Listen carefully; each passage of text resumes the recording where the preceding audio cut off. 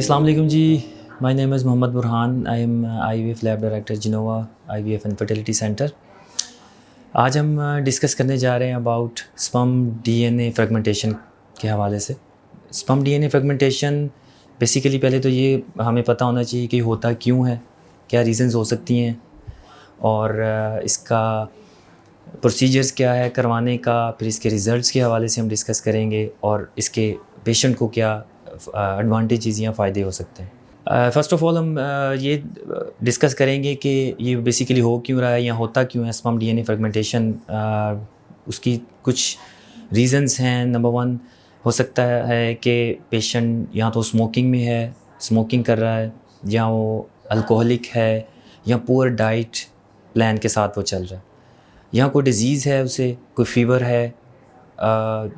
लेकिन जो currently researches में भी देखा गया कि जो पेशेंट्स या जो लोग ज़्यादातर बैठ के काम करते हैं उनमें ये स्पर्म DNA फ्रेगमेंटेशंस की रेशियो जो है वो ज़्यादा हो जाती है। तो ये कुछ फैक्टर्स हैं जिसकी बुनियाद के ऊपर हम कह सकते हैं कि जो स्पर्म के अंदर जो DNA है वो फ्रेगमेंटेड हो सकता है। उसकी रीज़न्स ये उसकी बिहाइंड प्रॉब्लम ये आती है कि जब IVF के लिए हमारे पास पेशेंट आता है उसके या तो फर्टिलाइजेशन फेलियर होता है, या उनकी इनएडिक्वेट क्लीवेज होती है, उनकी क्लीवेज अरेस्ट हो जाती है ऑन डे 3 या मे बी डे 5, या मिसकैरेजेस की भी कुछ हिस्ट्रीज देखी जा रही हैं। सो इस हवाले से DNA फ्रेगमेंटेशंस जो है डॉक्टर्स रिकमेंड भी करते हैं और इसकी जो ट्रीटमेंट है उस हवाले से उसको प्लान भी किया जाता है। सो जो हमारे IVF के पेशेंट्स हैं या वो लोग जिनके स्पर्म्स के DNA के अंदर कोई प्रॉब्लम आ रही है जिसकी वजह से या तो इम्प्लांटेशन प्रॉब्लम है, या उनकी फर्टिलाइजेशन नहीं हो रही, या उनके एम्ब्रियोज की ग्रोथ में कोई प्रॉब्लम हो रही है, तो उनके DNA फ्रेगमेंटेशन उनको करवा लेना चाहिए। या वो अपने रूटीन में अगर वो नहीं करवाना चाहते तो रूटीन अपनी एक दफ़ा रिव्यू करें, या उनके डाइट प्लान में कुछ ऐसी चीज़ें यूज़ हो रही हैं जिसकी वजह से ये फ्रेगमेंटेशन आ रही है, क्योंकि जो सेल है वो एपोप्टोसिस में चला जाता है या वो डेड हो जाता है। जब डेड सेल हो जाते हैं तो अपने जेनेटिक मटीरियल को लॉस कर देते हैं। सो ये ओवरऑल व्यू है अभी तक जो हमने DNA fragmentation, sperm DNA fragmentation के हवाले से डिस्कस किया।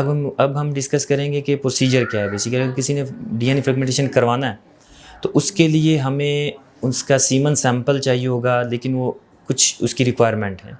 उसकी रिक्वायरमेंट इस तरह है कि उसको फर्स्ट 2 दिन का उसका गैप हो, उसके बाद क्वाइटस करे, नेक्स्ट 2 डेज़ का गैप करे, और फिर वो 3rd डे का आके हमें सैंपल दे। उसका फ़ायदा हमें ये होगा कि जो फ्रेश जनरेटेड स्पर्म्स हैं जो बॉडी जनरेट कर रही है, वो उनके DNA या उसकी जेनेटिक मटेरियल को हमें देखने में या उसको ऑब्ज़र्व करने में आसानी होगी, और रिपोर्ट को जनरेट करने में या उसके ट्रीटमेंट के हवाले से हमें रिपोर्ट जनरेट करने में बेहतरी होगी कि हम उसका जो ट्रीटमेंट है उसके अकॉर्डिंगली हम इसको लेके चल सकें। तो अगर उसके DNA के अंदर, जेनेटिक मटेरियल के अंदर कहीं फ्रेगमेंटेशन है, तो वो आगे ना एम्ब्रियोज़ को ग्रो करने देता है, ना ही एम्ब्रियोज़ की फर्टिलाइजेशन के अंदर वो कोई रोल प्ले कर रहा होता है स्पर्म। तो अगर तो उसके स्पर्म्स में कहीं प्रॉब्लम है, तो उसके जेनेटिक मटेरियल में है, तो उसको ये सॉर्ट आउट किया जा सकता है कि हम DNA फ्रेगमेंटेशन करके उसके स्पर्म्स की DNA को हम चेक कर लें। सो अगर जो फ्रेश जनरेट बॉडी कर रही होती है स्पर्म्स, अगर हम उनको देखें तो उससे हमें एग्जैक्ट फिगर मिल जाता है कि आया कि स्पर्म के अंदर फ्रेगमेंटेशन है, या कि वो सेल जो काफ़ी देर से बॉडी के अंदर पड़े हुए हैं, जैसे अगर 3 डेज़ या 5 डेज़ या 10 डेज़ का अगर गैप है किसी में, तो उसके अंदर पॉसिबिलिटी है कि वो जो स्पर्म्स हैं वो या जरासीम हैं वो डेड हो जाएंगे, या उनकी एपोप्टोसिस शुरू हो जाती है। सो फ्रेश जनरेटेड जो स्पर्म्स हैं उन्हीं का ही हम DNA परफॉर्म करें तो हमारे पास एक एक्यूरेट रिपोर्ट आएगी, और उसी के अकॉर्डिंगली एक्यूरेट ट्रीटमेंट चलेगा।